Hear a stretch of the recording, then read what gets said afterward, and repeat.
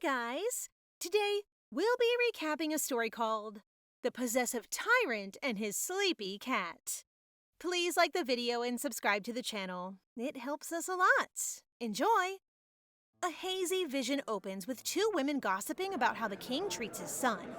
They continue that the king's actions might have caused a misunderstanding, and perhaps it's the only king's expression of love towards the heir of the Hooper Empire, albeit a rough one. Laughter breaks out when the topic completely shifts from the king's unsettling actions to the adoration of the crown prince.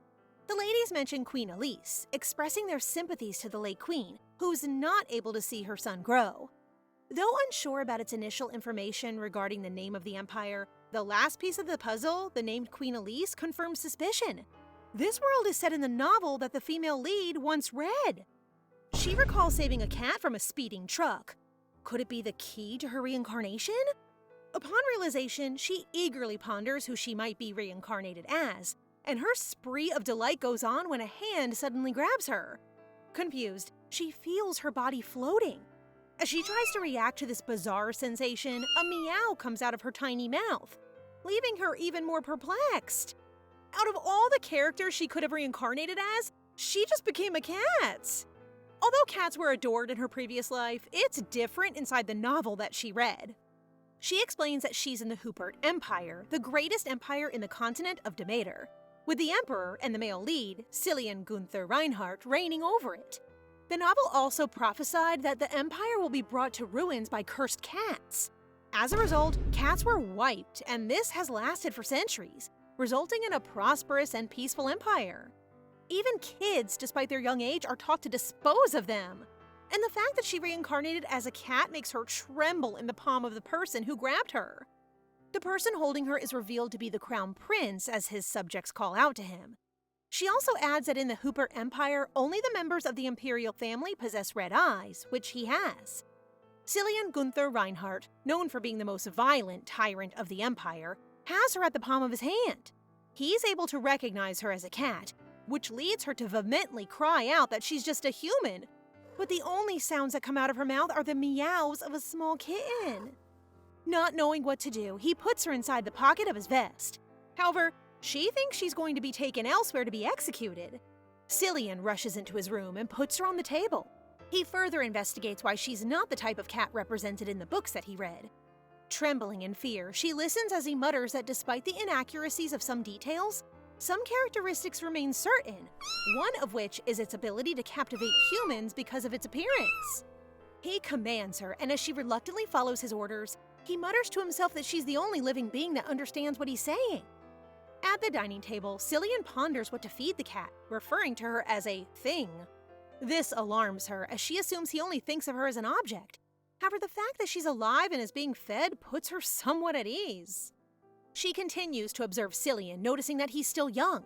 She recalls that the novel started when Cillian already inherited the throne, when he was already an adult. Cillian hands her milk. Knowing that milk was bad for cats in her previous life, she hesitates to drink it. It turns out that it tastes good. Surprised, she drinks more of it. He remarks about her, saying that she's rather pitiful compared to what he learned about these creatures. He even goes further, assuming that he'll be able to accidentally hurt her because of how weak she looks. He wonders if creatures like her were really able to kill people. As he continues to observe, someone knocks on the door and enters. He quickly shoves her inside his vest pocket without a second thought, which upsets her. An elegant lady enters the room and asks the prince about his meal. Apparently, she's the one who made the dish and came in order to hear his gratitude, but the prince is not amused at all. The lady's name is Catherine Harmon Gisela. She's obsessed with preparing food for Cillian. In the novel, she became the empress by seducing the emperor and was given an estate, the Gisela estate. Gisela is a troublesome character who gave the main characters a hard time due to her intelligence and influence. She remembers that Gisela's scheme began when she added a black magic potion to Cillian's food once he became the emperor. The potion not only intoxicates him, but also gives Gisela the ability to control Cillian as she pleases, like a puppet on a string. Annoyed, Cillian asks Gisela if she will shut up if he eats the food, to which she nervously explains that she's only following orders. Hearing this, Cillian sighs as he's about to eat the food that she prepared. Witnessing this, she scratches Cillian in a frenzy in hopes of distracting him. This pisses him off, which leads him to put his spoon down and tells Gisela that he's not hungry, so he doesn't want to eat. Hearing this, Gisela leaves the room, wishing the prince well. Cillian swiftly puts her on the table and stares at her intently. She trembles in fear, thinking that she's so dead. Although she feels petrified by Cillian's glare, she remains firm, knowing that what she did was right. She recalls how, in the original story, Cillian became addicted to Gisela's potion, but now it's still preventable. Cillian assumes her violent scratching was due to discomfort inside his pocket, and apologizes awkwardly before reaching for his spoon again. Alarmed, she steps in once more, meowing frantically in her attempt to warn him. Perplexed by her behavior, he pauses and studies her intently. Gradually, he begins piecing together what she might be trying to convey, that there's something wrong with the food. Yet, even as he considers this possibility, he struggles to believe that a mere cat could possess such knowledge, or perhaps because she's a cat, she knows. Her heart sinks at his interpretation of the situation. He sees her as nothing more than an animal when she's actually human trapped in this body. For a moment, she wonders if she truly is not human anymore. But shaking off these thoughts, she resolves to stay by Cillian's side until she finds a way back to humanity. Cillian watches her with faint amusement as she meows adorably at him, a sight he seems to enjoy. However, their moment is interrupted when the servant announces that the Emperor has summoned him urgently to the second library. Soon after, in Cillian's room, she notes how dull it feels compared to what she imagined for royalty. She remembers from the novel that Cillian spent most of his time at the academy rather than at the palace, perhaps explaining why it's dull. When Cillian returns, he heads straight for the shower to wash his wounds and bruises. After washing up, he approaches her quietly and pets her before carrying her to bed with him. She smells blood on him, a grim reminder of what must have transpired during his meeting with the Emperor. Her mind races with thoughts of how cruel Cillian's life must be. Just as she falls asleep, Cillian wakes up and freezes at what he sees before him, a random maiden lying beside him where the cat had been moments ago. He reminisced about his encounter with the cat. He considered killing it but couldn't bring himself to do it. He pondered why a cat was there in the first place and why it seemed to understand human emotions like a human being, even protecting him from poison. He continued to ponder the cat's actions, and the more he thought about it, the more he wanted to keep her. He thinks that if the woman before him is responsible for the cat going missing, he would not forgive her. Pissed, he tells her to wake up, but she doesn't even flinch, which only fuels his anger. The ruckus wakes her, and as she begins to open her eyes, she transforms into a cat. The sight stuns the already annoyed Cillian. She wonders why the prince would wake her in the middle of the night, but all she sees is Cillian glaring down at her. She wonders if she woke him up, but as she ponders this, Cillian demands to know her identity. Though she wants to answer, all she can manage is a meow. He continues to press her for answers, but it's pointless. She presumes this could be the result of the black magic potion that had accumulated in his body before her intervention. She recalls about an antidote, but knows she has no way of acquiring it. Only Countess Gisela knows its location. Cillian exclaims that if she reveals her identity immediately, he wouldn't be forced to punish her. But all she can do is meow and act like a cat, licking and scratching herself. This is futile, so her last resort is to lick his fingers. Luckily, this is enough for Cillian to give up, deciding it is pointless to interrogate a cat. Satisfied, she curls up and goes back to sleep. And as her eyes close, she transforms back into a lady, leaving Cillian stunned once again. Ever since Cillian was a kid, he was taught that cats were creatures that disrupted the peace of the Empire, which is why they had been exterminated for centuries. But the so-called cat in front of him is far from what he has been told. No one had told him about cats turning into humans, so he ponders if history deceived the Empire. Hubert is Cillian's empire, and he will not stop until he uncovers all of its secrets. So until then, he will keep the cat for himself no matter what. But of course, he still has to buy her clothes whenever she transforms. She wakes up in Cillian's room, and just as she's about to search for him, she finds one of her legs tied to the bed. Confused, she saw an endearing Cillian telling her to stay put and drink the milk that he hands over. She still smells blood on him, so she starts climbing up to him, revealing his wounds and bruises. Seeing this, she wonders why a master of martial arts and swordsmanship like Cillian would sustain such wounds. Perhaps he did not resist the violence.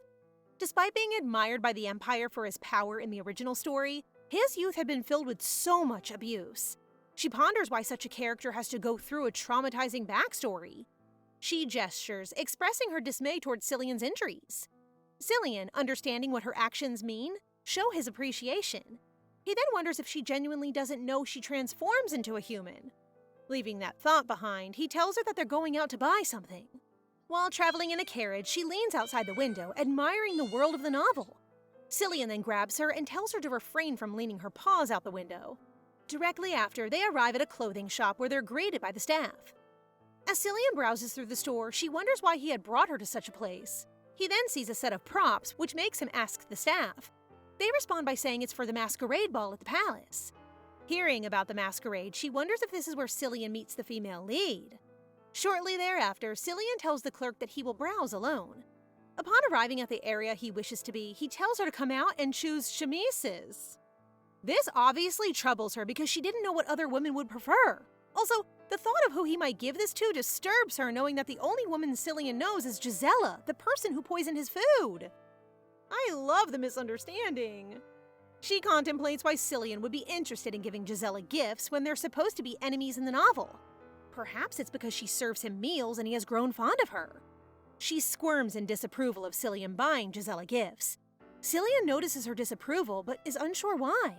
He briefly mentions that perhaps she's jealous, but she shakes her head. I like that he's thinking she might be jealous. It's so cute. Cillian scoffs in amusement as he realizes she truly doesn't know that she transforms into a human when she sleeps. He decides to keep this secret to himself for his own entertainment. They depart from the store, and while Cillian wears a smug expression on his face, it certainly makes her suspicious of him. Cillian gives her a treat, which she hurriedly eats, only to realize he's staring at her. She pauses, thinking Cillian might want some, but he reassures her that he doesn't like sweets. After finishing her treat, she looks out the window and wonders where they're headed. Cillian explains that there's something he needs to get checked when they arrive and assures her they won't be hurt no matter what. However, this only makes her suspicion grow stronger, though she can't do much since she now feels drowsy from being caressed by him. She once again turns into a human, which makes Cillian somewhat proud for covering her with a blanket in advance. He recalls that magic is condemned in the Empire for being a threatening force. Even wizards are persecuted, but to uncover the truth about this cat, he must seek out these wizards. She wakes up in Cillian's pocket and assumes they've arrived at their destination, the estate of Duc Ducen in the Winston region. Upon entering the household, Cillian is greeted by Valan Ducen, the head of the Ducen family. Valan offers him a seat, which he gladly accepts. Without delay, Valan's son, Harad Ducen, asks why a crown prince from the royal family, which labeled them as evil, would pay them a visit. Valan promptly scolds his son and apologizes to the prince for his son's words. Cillian dismisses the apology, stating that it's natural. To explain why he came without notice, he reaches into his pocket and places the cat on the table, leaving everyone petrified by what they see. After processing what just happened, they ask why he would bring such a dire creature. He retorts that he doesn't care that magic is forbidden, and that by all means necessary, he wishes to uncover the curse behind the cat. She remembers Harad Ducen from the previous novel. He's a brilliant sorcerer who led a rebellion against Cillian. Realizing that their interaction is happening this early, she concludes that the story is deviating from the original, making it unpredictable for her. Harad grabs his dagger, assuming that Cillian is there to exterminate the cat without the royal family getting their hands dirty. Determined to act, he decides to do it himself. Cillian quickly defends her by drawing his sword to fend off the dagger. Harad warns Cillian that pointing his sword at him will have severe consequences, especially in the presence of wizards. Valan once again apologizes for his son's reckless actions. Cillian lowers his weapon and firmly states that the cat belongs to him, and anyone who dares lay a hand on her will be punished. Valan is confused by Cillian's words, knowing that the prophecy foretold cats as the reason for the Empire's downfall. Cillian sighs in frustration and once again draws his sword, now engulfed in flames, to convince them. The people present clamor in shock as they witness him unleash his fiery aura. Aura is one of Cillian's hidden powers, attainable only by mastering the highest level of swordsmanship. In this world, aura is akin to magic, which is why it's rarely used and kept secret. Revealing it to wizards who oppose the royal family could bring him more harm than good. She wonders why Cillian would go to such lengths for these wizards to investigate her curse. Valan immediately complies with Cillian's commands and asks him to put away his aura. He then redirects his attention to the cat and casts a spell on her, making her anxious. Valan exclaims in disbelief, declaring that the power surrounding the cat is too strong for anyone to undo. He explains further that a divine blessing protects this cat, a blessing bestowed by a god. Although the prophecy claims cats are cursed, this particular cat is blessed, which explains why she has survived for generations. Valen adds that her parents might still be alive, sparking her curiosity. He then commands Herod to check the cat's memories, which visibly upsets him. After some persuasion from his father, Herod grudgingly agrees and checks her memories with Cillian's permission. Herod, baffled by what he sees, announces that the cat has no memories prior to meeting Cillian. Herod reiterates that all the cat's memories revolve around the prince. Hearing this makes Cillian feel special, his face flushing red. He then asks Valen if he can uncover more about the divine blessing, but Valen responds that it's pointless since the blessing blocks magic. Cillian will need to investigate other means to uncover the truth behind it. The prince is blushing because he feels special. He's so adorable. Cillian expresses his faith in the wizards, saying that with all of them working together, they will surely figure it out. Hearing this, Herod realizes that the prince's reason for coming isn't solely to uncover the curse. Cillian acknowledges Herod's observation and proceeds to present a contract. Upon inspection, both father and son are shocked to see the sun emblem on it. They ask why the prince chose them for such an offer. Cillian explains that only the Dusins were firm in their beliefs and did not submit easily to the royal family. That kind of conviction is exactly what he needs, so he announces his intention to reinstate the academy. The academy was shut down by the former emperor to suppress opposition from the mage faction, but reinstating it is crucial for forming an alliance. Valen expresses concern for Cillian, warning him that this act could put him in danger. Cillian reassures him, stating that he will handle any risks himself and urges Valen to focus on his task. Cillian adds that the Empire is in a troublesome situation, with mysteries such as this cat arising. He admits it will be difficult to set things right for the Empire, but promises the wizards that if they place their faith in him, it will bring them glory. Valen once again shares his sentiment, explaining that binding wizards by contract is akin to giving up their lives. He elaborates that contracted wizards grow stronger but risk losing their senses. Cillian reassures them there's no ulterior motive behind his actions. He simply wants to uncover the truth about the cat, whose existence evidently misaligns with the prophecy. Upon hearing this, both father and son accede to the prince's request, vowing to dedicate their lives to serving him. After acknowledging their servitude, Cillian gives Herod his first order. Cast an enchanting spell on the chemises he bought so they will fit whoever wears them. Though reluctant at first, Herod promptly complies under Cillian's piercing gaze. After thanking Herod, Cillian departs from their household.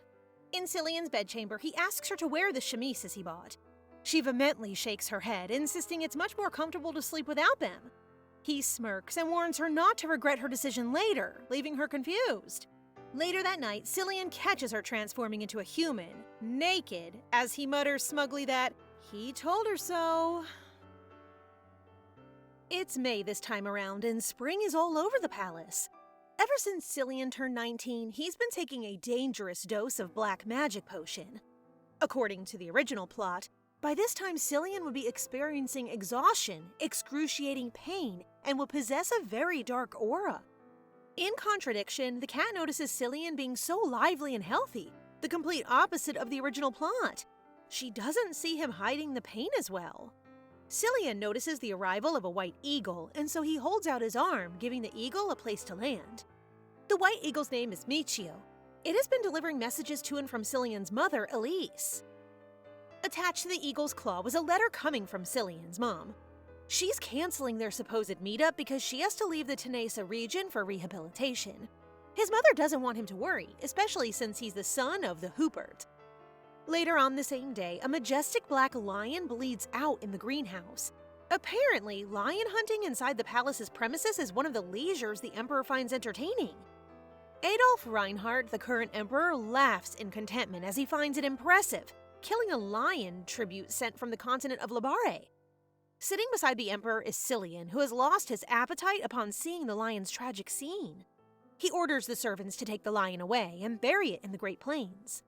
The chief of staff, Leno Macmillan, then arrives, whispering an urgent message for the emperor and seeking his guidance. The emperor then turns to Cillian, fuming with anger. He demands an explanation about the news of wizards roaming around the empire. Previously, Cillian formed an alliance with the wizards to help the empire, but it seems that Leno is trying to drive a nail in his affairs. A bold move for the chief of staff, considering he's working together with Countess Gisela in secret. The Countess and Leno must have been in cohort all along. Cillian calmly admits that he was the one who summoned the wizards, shocking both Leno and the Emperor. Leno surely did not expect Cillian to be so upfront. He explains to his father that it's necessary to keep the wizards close and observe them. The citizens trust the wizards, turning to them in times of strife. It's only natural that Cillian wants to ensure that the wizards' loyalty and power are still controlled by the palace. All for the Emperor's sake, of course. Hearing this, the Emperor commends Cillian's action, supporting this endeavor of his. Just like that, Leno is at wit's end with his scheme miserably failing. Poor Leno. Try again next time. Shortly, the Countess arrives, dismissing Chief Leno from the greenhouse. The Emperor is surprised to see Gisela out and about. He's sure that she's been busy with the masquerade preparations. Gisela reasons out that she was expecting to see the rare black lion, but to her dismay, it's nowhere in sight. Their topic then shifts to the preparations of the masquerade, where Gisela slyly brings up the Empress Elise, as if purposely trying to provoke Cillian. At the mention of the Empress, the Emperor does not speak about her in high regards. Hearing the ill exchange, a menacing anger boils inside Cillian. He swears to himself that he would not give his father and Gisela a quick passing, but rather he would prolong their suffering and make them beg. Cillian arrives in his room, where his cat is waiting for him. The cat thinks that something must have happened at the tea party he attended earlier, since Cillian is coughing profusely. Could he have been poisoned again? As what the cat remembers in her previous life, upon reading the novel, intense pain and vomiting are side effects of the black magic potion. She realizes that at Cillian's age today, 19, he started showing signs of black magic potion addiction. She worries that this is what's really happening to him. The poison gives him pain, enough pain to make him kill his own father and overthrow the throne. The cat whimpers as she wags her tail to Cillian. She can't imagine how he could endure that type of pain without anyone noticing. No, it's not that nobody's noticed, it's just that they don't care about Cillian. The cat thinks back to how Cillian is the only one to protect her when she's vulnerable. She'd return the favor for him too. Running around and dampening her cat clothes, she lays them down on Cillian in an attempt to lower his feverish temperature. After a tiring back and forth, she flops down on the floor, exhausted. Tired as ever, she transforms into her human form during the night. The next morning, Cillian is distraught, wondering why there are wet chemises on him. As he suspected, it was the cat. He finds the cat, now transformed into a woman, sleeping on the floor. Cillian figures she took care of him as he slept. The thought makes him smile. She truly is the only one who's got his back. Lifting her into his arms, he carries her to the bed, letting her sleep in comfort. As a form of gratitude, he finally gives her a name, Reinette, which means a small queen. It really fits her. Reinette transforms back into a cat, and as she wakes, she finds Cillian right next to her. Meowing her way through, she's glad to see Cillian feeling better now. But her relief quickly dissipates when Cillian tells her something she's not aware of. When she sleeps, she turns back into her human form. Naked. Dumbfounded, the cat Reinette is caught off guard.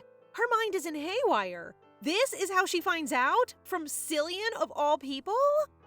Reinette the cat is upset upon discovering that Cillian knows her human form all along. He even described her physique in detail, leaving her embarrassed. Cillian tries to pick her up, but Reinette reflectively scratches his fingers, something that makes her guilty. Finally, taking a hint, he decides to go out for a moment, leaving her alone.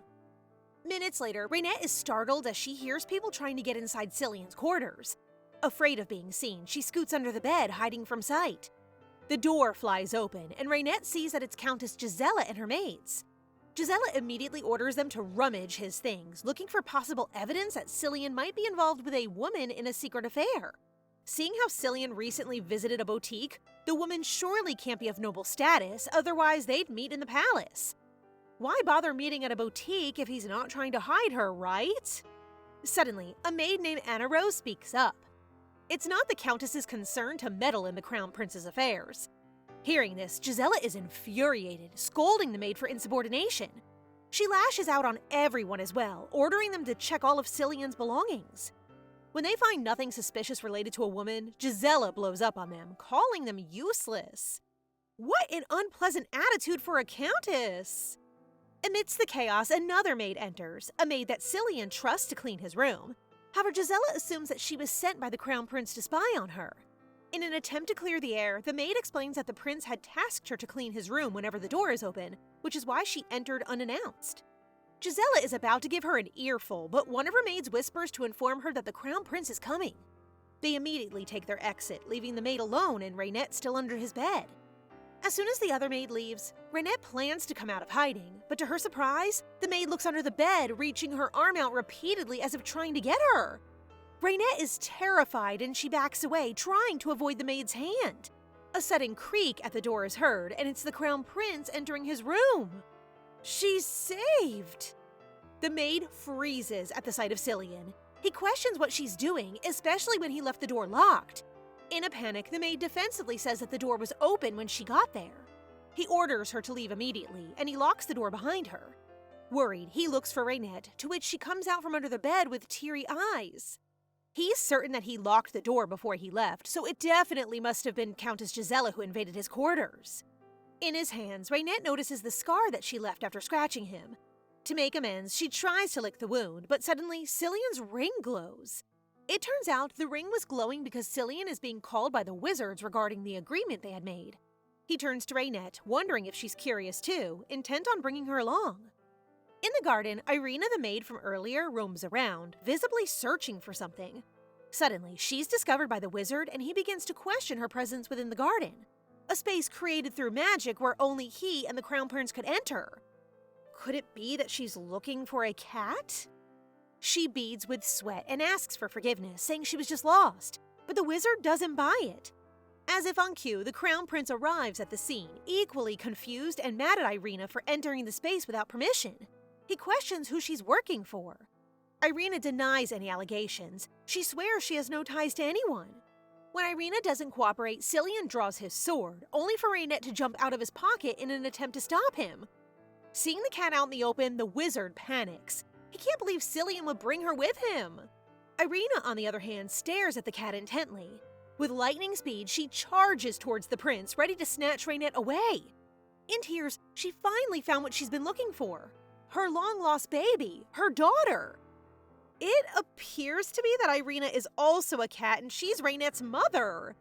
Irina recalls the day she hid her baby by the grass, telling her that she'd be back later on. But that evening, Irina came back to find her baby missing. She searched till nightfall, and it was then that she realized her baby was truly gone. Cillian listens to her confession. The timeline aligns with the day he found Reinette. It all makes sense to him now. Hugging Reinette, Irina had no idea that her baby had lost her memories and had been with Cillian all this time. How can she ever thank him enough? Although, something confuses Cillian. If Irina keeps calling herself Reinette's mother, does that mean she's a cat too? Cillian and the wizard are speechless when Irina affirms, and they immediately ask Irina to answer a few questions. Irina happily agrees as a form of paying them back for their kindness. Cillian is curious if there are any other living cats other than them, but to his dismay, Irina tells him that all others have been exterminated. Ever since the prophecy expressed that cats would bring the world to its demise, a policy to exterminate cats was implemented. Everyone, including wizards, came after them, killing all the cats they found. To make matters worse, cats were regarded as evil creatures ever since the incident where they were believed to have killed children and offered as a sacrifice to the demon. Hearing all that, Reinette suddenly feels heavy, feeling sad and guilty as if she experienced it firsthand. Whose emotions are these that she's feeling? Noticing Reinette's distress, Cillian holds her, trying to give her comfort. Hearing Cillian call her baby by name, Irina is grateful that he was kind enough to give her a name, especially since she herself wasn't able to give her daughter a name immediately after she was born. Curious, Cillian asks why she didn't name Reinette after she was born, and Irina explains their curse. On the night of the red moon, their kind conceives a child, a punishment they must bear with no objections. The wizard cuts Irina off, recounting the last red moon. It's observed every 70 years, and the last one rose 18 years ago. Irina confirms, stating that exactly 10 months after the last red moon, Reinette was born. This would mean to say that Reinette is approximately almost of age, and Irina, an 89-year-old mother, would soon consume her lifespan. Basically, their kind are born like humans, and they grow up the same way. But once they reach the age of 20, their appearance remains the same throughout their lifetime. But still, Cillian doesn't understand how that connects to Irina leaving her daughter nameless all those years. Finally, Irena spills the beans. Something went wrong. Their kind appears human by day and transforms into a cat at night. Hearing this, Cillian is shocked and he realizes what Irena means. Reinette is the opposite. She appears human only by night, making her curse different from the rest of her kind.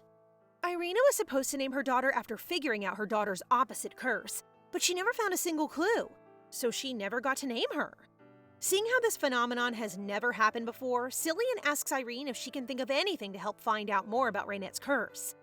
She hesitates for a moment, but she admits that there might be a place where they can get more answers. The palace archives. It's a tough request, but Cillian asks the wizard Valen if it is possible to teleport all of them directly to archives. Valen hesitates for a second. What if they get caught? But Cillian reassures him that he'll bear the responsibility. Irena repeatedly thanks him. He's done so much for them already. However, Cillian dismisses her gratitude, claiming that he's doing this to seek the truth, not for Reinette or Irena's sake. Is that true, though, Cillian? Something nags at his mind. What does Irena plan to do now? She's found her daughter already, so does that mean he'll have to bid Reinette goodbye? Unexpectedly, Irena asks him for a favor. Would he mind keeping Reinette until they reach the archives? It would only make sense, since he, the crown prince, would be able to keep Reinette in a safer place as compared to her, a lowly palace maid. It would be difficult for her to hide Reinette around. Without hesitation, Cillian agrees and sets their plan into motion. They'll go to the archives at dawn. That night, Reinette wonders if Cillian would really be alright if they both part ways soon. As Cillian finishes his bath, Reinette is taken aback by how exposed his muscular torso is. Bending down to meet her gaze, Cillian asks Reinette if she'd be fine sleeping together in one bed. Of course, she'd be wearing the chemise as clothes. As the night goes on, both of them try to sleep, but they just can't. Cillian takes a few words to appreciate Reinette for coming into his life, and Reinette feels the exact same way. As the two fall asleep, Reinette's curse turns her into a human, sleeping in the comfort of Cillian's arms. Aw, they look so perfect for each other. Early the next morning, Valen and his disciple, Irena, Cillian, and Reinette are all ready to depart. Reinette is still hiding in Cillian's pocket, embarrassed after cuddling with Cillian as they slept last night. They all embrace themselves to teleport, and in a split second they arrive at the archives. Cillian is in disbelief of how vulnerable the palace's security is, seeing as how they were able to enter the archives with no trouble. It turns out the palace security had quite a few loopholes, as pointed out by Valen's disciple. It's a good thing Cillian knows this blunder. I bet he'll improve the security once he becomes the emperor. Wasting no time, Cillian then orders everyone to scour for any information related to cats. But they seem to be having a hard time since the palace has done a great job of hiding the documents they're looking for. Since Valen can't sense any magic within the books, they figure they'll just have to search manually. Irena stumbles across a book, The Prayer for Hubert, and is alarmed when Valen comes running. He senses something unusual from it. Everyone then gathers around Irena, and the prince reads out its contents. The book entails the prophecy that was once told by many, mentioning the 8th darkness and the greeting of the 9th night. The text seems familiar to Irena. She then realizes that it's the same one her mother used to tell her. Irena is the 8th child, and if the prophecy speaks the truth, then the 9th child it's pertaining to is Reinette. This means that there's something Reinette must do for the prophecy. Suddenly, a blinding light shines out of the book and sucks Reinette into a magical space within the book where only she can hear the voices within. The voice is a power preserved within the book so that they may communicate and tell a story generations into the future, to the child of the night. So long have they waited for Reinette, the 9th child destined to save the Empire. The voice's statement contradicts the prophecy mentioned before, detailing how cats will ultimately destroy the Empire. He, the voice, asks Reinette to find the original copy of the prophecy, a copy he once damaged in hopes of correcting the sins of the past. Since Reinette is protected by divine blessings, she'll be able to set things right. Before the voice fades, he mentions his descendant, hoping that Reinette would help him or her see the future. With the voice fading away into silence, Reinette wakes up with everyone around her, including Cillian. Although Cillian worries about Reinette passing out, he too lost consciousness the exact same time Reinette did, meaning Cillian heard everything too. Cillian recounts a power being preserved in the book, something only high priests are capable of. Both Valen and his disciple immediately connect the dots. Apparently, the original scroll of the prophecy was damaged, and there was a priest who died protecting the scroll, Fabian Nellis. The voice must be Fabian's, and wherever his descendant may be, they need to find him at all costs. Thanks to Valen, they are able to trace Fabian's descendants in no time. They successfully find only one, Sanua Nellis. They find him in a house full of liquor and a bad environment. Sanua Nellis is just a 16-year-old boy, and he is about to be punched by a drunk man that owes him 100 kellings. Cillian stops the man, throwing him to the ground and threatening him menacingly. That night, they invite Sanua to dinner at a nearby old house. As he was eating the food prepared, Cillian starts asking questions regarding the prophecy. All questions that were thrown to him were never answered by Sanua, and it seems like he doesn't have a clue about his ancestors too. How useless! As they're about to give up and leave, Cillian decides it would be better to erase Sanua's memories of their meeting, something that angers Sanua. He never consented to such a thing. In Cillian's pocket, Reinette mulls over the prophecy again, and she seems to have a new light of what the prophecy is trying to tell them. Without warning, she runs and jumps out of Cillian's pocket, charging straight to Sanua. All of a sudden, Reinette bites his cheek, sucking an ample amount of blood out of him. It turns out, her new understanding is to literally go for the Nellis bloodline, as in, tasting their blood. Both of them are on the ground, but Sanua notices a heavy object on top of his body. The cat that previously bit him has now become human. Reinette became a human even though she's not unconscious. Sanua, stunned to speak, could not help but stare at Reinette. Upon witnessing this scene, Cillian immediately grabs her, telling her not to get too close to Sanua as he takes his coat and wraps it around her. After processing what happened, Sanua yelps in disbelief. This worsens when he notices that everyone is surprisingly calm about the situation. Harrod quickly covers Sanua's mouth to silence him. Valen asks Reinette how she figured out how to undo the spell, to which she responds that the clue she was told led her to conclude that the answer is the Nellis bloodline itself. Hearing this, Sanua quickly seizes the opportunity to demand a hefty compensation. Moments later, Reinette asks Cillian why Harrod and Sanua are locked in a room. Cillian responds, claiming they were too loud. Without delay, he immediately confronts her, asking why she bit Sanua's cheek of all places. Apparently, she didn't give it much thought and just went with what she saw. Reinette's answer was so formal, Cillian wonders why he asks her why. She explains that when she's human, she should abide by the rules. Just as Cillian is about to share his sentiments, a scream suddenly breaks out. She quickly stands up, but trips and falls into Cillian's arms. Embarrassed, Reinette asks him to put her down, but he refuses because she's not wearing any shoes. Harrod emerges from the room looking pitiful and asks Cillian for help. A confused Sanua follows him and asks why he's afraid of a mouse. Harrod ignores him, exclaiming that he would rather stay in a pigsty than spend more time in a room with Sanua. Sanua, annoyed by Harrod's comment, curses him to stay in a rat hole instead. The mice around the house move all at once towards Harrod. Seeing this bizarre situation, Reinette and Cillian wonder if this is Sanua's doing. Shortly after driving all the mice out of the house, Reinette proposes that they bring Sanua with them since he has a special ability. Cillian asks if this is about Sanua, who keeps insisting his name's Jack, controlling the mice. Reinette explains to an annoyed Sanua that his family lineage has produced outstanding priests for generations, often sacrificing themselves for the Empire. He attempts to dismiss this, but she still tries to persuade him.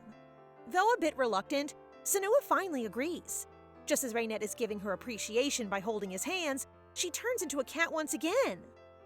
Cillian asks Valen why Reinette transformed into a cat again. Valen speculates that it might be due to the sudden depletion of Sanua's power. Cillian decides they will have to wait until Sanua's power recovers to confirm Valen's speculation. Cillian instructs Valen and Harrod to stay with Sanua in the county for now. He asks them to inform him when Sanua's powers recover, then bids them farewell as he prepares to return to the palace. Later, Irina notices Cillian's return from his expedition and wonders if he discovered a solution to Reinette's curse. Her thoughts are interrupted when another maid informs her that she has been summoned by Gisela to the reception room. This news sends a shiver down her spine. When Cillian enters his room, he addresses a worn-out Reinette, who responds with an exhausted meow. He pets her while explaining that he will return soon, as he has things to attend to. Just as Cillian is about to leave, Irina arrives at his room, saying she needs to inform him about something. Soon after, Cillian leaves the room where he was summoned, irritated to discover that Gisela has turned Irina into a spy. Upon returning to his room, Cillian is greeted by a joyful Reinette, which delights him. He lifts her up and asks if she'd like to join him for a walk. At the lake, Reinette is delighted by the captivating scenery, which reminds her of Cillian. Cillian sits down and says he has something for her. He hands her a letter from her mother, Irina. He explains that her mother left without a chance to say goodbye, which is why he kept the letter. As he explains, Reinette notices the gloomy look on Cillian's face and wonders if he's thinking of her mother too. She comforts him with gentle pats on the back using her soft, delicate paws. Cillian praises her for sensing his emotions and suggests that her special power might be why his nightmares have stopped. Reinette gives him a confused look, shaking her head, thinking that such abilities are unlikely. Cillian removes his clothes to show her that the scars on his body have disappeared. He notes that he observed them disappearing after spending time with her. Reinette, flushed, stares in disbelief, but Cillian assures her it's just his speculation. He then tells her that she is very special to him. Hearing this, she thinks about how heartwarming it is to know that Cillian considers her special. As Cillian returns to the palace, he is greeted by servants who inform him that Countess Gisela has sent him a gift: cookies. Later, in Cillian's room, he shows Reinette the cookies and she immediately recognizes that they contain poison. She shakes her head vigorously, warning him not to eat it. Cillian playfully reminds Reinette of what he said earlier by the lake about her powers. Without hesitation, he grabs a cookie and eats it, catching Reinette off guard. Later that night, while Cillian sleeps soundly, Reinette checks on him to ensure he's okay. Fortunately, she doesn't notice any unusual movements from him and hopes this continues. A grim scene unfolds before Reinette. She's holding a blood-covered dagger. Before her is Cillian, who has sustained wounds that seem to have been caused by her. She jolts awake from the terrifying nightmare. She quickly looks around the room and sees Cillian still sleeping beside her. Reinette wonders if she's experiencing one of Cillian's typical dreams. She realizes how grim Cillian's dreams must be given the dark magic. She also fears that she might be the one to bring doom to the Hubert Empire. The next morning, as Cillian works on his administrative tasks, he asks Reinette why she looks so sluggish. She gestures towards the sky, implying it's due to the weather, but Cillian finds this hard to believe. Soon after, she suddenly passes out and transforms into a human. Reinette, surprised by her transformation into a human, blushes deeply as she realizes she's naked. Cillian quickly hands her his coat and offers to turn around while she covers herself. Reinette gives her thanks to Cillian with embarrassment. Reinette tells Cillian that he can turn around. He turns around and sees Reinette covered up, wrapped in a large blanket. This makes Cillian giggle, and when Reinette asks why, embarrassed, he brushes it off, which annoys her. Cillian checks under his desk, explaining to Reinette that he's looking for updates from Valen. Curious, Reinette asks if Valen predicted this, but Cillian denies it. He explains that they installed a magic rune for communication in case of emergencies. Upon checking, he discovers that they have sent him an update. The update mentions Sanua using his power. Cillian speculates that there might be a connection between Sanua's powers and Reinette's transformation. When Cillian turns to check on Reinette, he finds only the blanket she used with no sign of her. Cillian inspects the blanket and finds Reinette sleeping underneath, only to realize she has transformed back into a cat. Later, Cillian reads the message from Valen, which speculates that Sanua's powers are causing the side effects of Reinette's transformation. Although Cillian agrees with this theory, he also considers the possibility that Reinette is affected by the dark magic potion rather than him. Cillian and Valen continue exchanging messages, but Valen's instructions become increasingly difficult due to the potential suspicion he might attract by continuing their activities. As a result, Cillian decides to visit Valen. On the way there, Cillian recalls an unpleasant memory of people leaving him. Just as he becomes lost in thought, he unexpectedly encounters his father, Adolf, and Gisela. Accompanying them is a servant carrying a bloody sack, which Adolf claims holds the carcass of a dead baby fox. Cillian asks suspiciously why the sack seems too large for a baby fox. Adolf explains that he also killed the mother and siblings. Fed up with their mockery, Cillian deviously suggests to his father that he will organize the next hunt. Gisela, sensing Cillian's animosity, also expresses enthusiasm for the hunt. Cillian departs with his horse, thinking that anyone who tries to take what's his will be eliminated. Gisela assumes that Cillian's departure means he's going to find the maid. She then requests that Adolf give her the hide of the baby fox. Valen explains that Herod will arrive soon with Sanua. Valen asks him to wait patiently, but Cillian remains silent, appearing deep in thought. Valen asks if Cillian plans to take Reinette once she awakens. Cillian's attention is finally caught, and he quickly turns to Valen, asking the purpose of the question. Valen explains worriedly that it was fortunate Reinette was brought here as a cat, but things will become more unpredictable from now on. He continues, noting that if she were in human form, it would have been much more complicated to transport her. He then asks Cillian to consider whether returning Reinette to the palace would be best for both of them. Cillian stubbornly rejects the proposal, prompting Valen to exclaim in worry. Their conversation is interrupted by the arrival of Herod and Senua. As they enter, Senua complains groggily about not knowing how to wake a cat. He then sees an irritated Cillian who doesn't even entertain his questions. Cillian orders him to wake Reinette. Disheartened, Senua wishes he had been given proper instructions first. Regardless, he channels his power into Reinette, transforming her back into a human. However, she remains asleep. Cillian calls Herod, startling him. Cillian orders him to examine her memories. Confused, Herod kneels down and complies. As he examines her memories, he witnesses a grim scene. Herod sees Reinette's dream, in which she holds a blood-covered dagger. He also sees a bloodied Cillian, which makes him nearly vomit and tremble with fear. Valen asks his son what he saw, and Herod claims he saw her kill everyone. Cillian interrupts him and continues, stating that he was also killed. Terrified, Herod asks how Cillian is aware of this. Cillian explains that these were the dreams he once had. Those dreams ceased when Reinette entered his life. He concludes that Reinette is now having the nightmares he once experienced. Reinette awakens with a gasp. A dark, shadowy entity asks if she had a nightmare. Frightened by what she sees, she asks how they know she just had a nightmare. The entity responds, telling her that she is still trapped in the nightmare. Reinette storms off as voices in her head continue to accuse her of something terrible. She stumbles upon a dagger, and the voice tells her to pick it up. She sees a figure before her, and the voice tells her that stabbing it will make all her pain disappear. She approaches the figure, attempting to stab it. As she draws closer, the figure becomes clearer, revealing a soothing image of Cillian telling her to wake up. Reinette awakens with tears in her eyes. The first thing she sees is a worried Cillian, but as she tries to call his name, she trembles and can't breathe. Concerned, Cillian gently grasps her face and kisses her to help her breathe. Reinette opens her eyes and feels Cillian's breath flowing inside her. Cillian exits the room and is greeted by Valen, who is preparing tea. Valen advises him to sleep, suggesting it would be beneficial to rest. Ignoring Valen's advice, Cillian recalls Reinette's delicate face. Once his thoughts pass, he proposes a plan to Valen to introduce Reinette to the world. In Reinette's room, Irina lets out a worried sigh as she watches over her daughter. Cillian suddenly enters the room, surprising Irina, and asks about Reinette's condition. Irina responds with a defeated tone, explaining that Reinette has been asleep since Cillian left. Irina shares a story she wishes to tell Reinette, but can't because of her daughter's condition. She explains that it's about a bleeding tree, a family story that might hold a clue to Reinette's curse. Cillian acknowledges this and promises to tell Reinette about it as soon as she awakens. He advises her to rest, and Irina appreciates this before leaving. After Irina leaves, Cillian finds Reinette awake. He rushes to her side to check on her and is relieved to find she no longer has a fever. Cillian explains that he was worried because her face was red, which caused her to blush even more. Reinette assures him she's fine. After Cillian confirms this, he tells her about the bleeding tree her mother mentioned. He also begins to explain the dark magic potion, but they are interrupted by a loud Senua.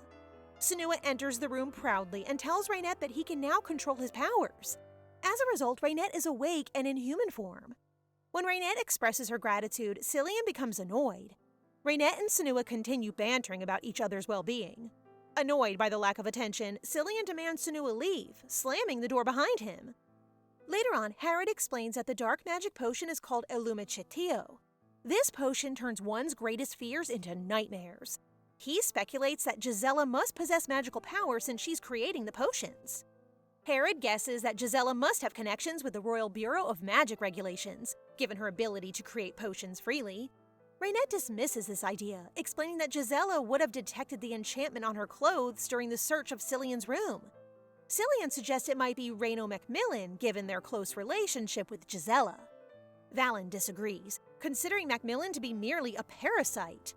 Cillian suggests they need to get on the Royal Masquerade Ball guest list to find Gisela's supplier. This is because Gisela is coordinating the event and thus has access to the list. Valen asks, surprised, why it isn't the Hamilton family organizing it as usual. Cillian explains that the Hamiltons vanished suddenly one night. This news shocks everyone in the room. As Queen Elise's condition worsens, the Hamiltons took over coordinating the Royal Masquerade Ball. However, it turned out that the Hamiltons and their associates were involved in corruption. After the Hamiltons disappeared, Gisela seized control of the royal palace's inner workings. Reinette ponders about her ignorance regarding the depth of corruption in the palace. As she becomes lost in thought, Cillian calls her name, catching her attention. Cillian tells her she was so absorbed in her own thoughts that she didn't notice him knock and enter. Cillian asks what's on her mind. Before she can respond, he mentions that obtaining the list from Gisela will be difficult. He also expresses his suspicion that the person aiding Gisela might be more dangerous than she is. Reinette, worried, expresses doubts about finding the Hamiltons. Cillian reassures her that wizards are skilled at locating other magic users. Hearing this, she beams with joy, but her happiness is short-lived as Cillian's face is close to hers. It seems that since Reinette regained consciousness, she's been recalling the kiss.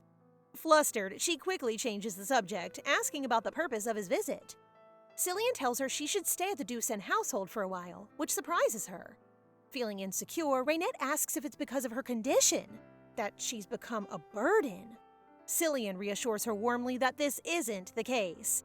He explains that she has a role to play at the Ducen household for the next 15 days.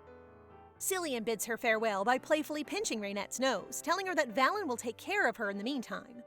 Reinette, understanding the situation, hopes that the 15 days will pass quickly. Reinette realizes she deeply trusts Cillian, though she hadn't thought much about it. He responds to her sentiment, asking if 15 days seems quick to her, because to him, it feels like a very long time. Later, Reinette and Cillian speak again. He tells her she must attend the masquerade ball. He explains that Senua's power is not yet reliable, but as long as he's awake, she remains in human form. Before Reinette can respond, anxious as she is, Cillian mentions that Duke Brynhilde will be helping them. Although their influence is limited, they are one of the few dukedoms in the Empire. He suggests she'll be introduced as their child. Reinette, worried, asks what if someone suspects her. Cillian addresses her as Reinette Brynhilde, saying that will be her new name. He expresses his faith in her, saying she can do this. As Cillian prepares to leave, he sees Reinette waving at him from a distance. Valen asks why Cillian isn't waving back despite Reinette's efforts. He tells Valen there's no need, since she thinks 15 days isn't a long time. Cillian instructs Valen to report any resurfacing clues to him promptly and expresses concern about the coachman. Valen reassures him that Herod has already erased the coachman's memories. Cillian reflects on the Hoopert Empire's prohibition of dark magic, believing it had been eradicated, but he now realizes it isn't completely gone. He asks Valen where to find information on disapproved dark magic, and Valen suggests the Royal Archives. Cillian reveals that Gisela requested access to the archives from his father, who agreed unsuspectingly. He speculates that Gisela must have a magical object, as Reinette had mentioned Gisela lacks magical powers. After sharing his speculation, Cillian affirms that the answer indeed lies in the Royal Archives. Meanwhile, Gisela impatiently searches in the Royal Archives for the book on Fabian Nellis. She complains about the ring she's wearing, which contains human blood. As she complains, the ring reacts, causing her pain. Gisela apologizes to the ring as if it were alive. A servant interrupts, informing her that she's been summoned by the Emperor. This displeases her, and she curses Adolf.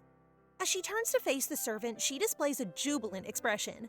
She follows the servant, thinking that acquiring the book won't be difficult once she destroys the palace. At the Ducen household, Irina prepares corn soup, Reinette's favorite dish, though she wishes she doesn't want it daily. Reinette worries about Cillian, wondering if he's eating well and whether he's consuming dark magic potions. She's also troubled by his lack of response to her letters.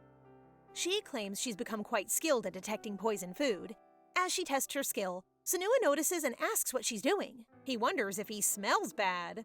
Suddenly, Herod tells Senua he should wash himself. The two then begin to banter. Reinette finds the love-hate dynamic between Herod and Senua entertaining. After collecting her thoughts, she's determined to focus on her work to accomplish her tasks.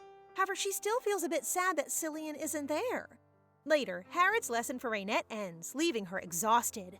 Reinette expresses her appreciation. Paying it no heed, he explains, saying he must take responsibility since his father is away.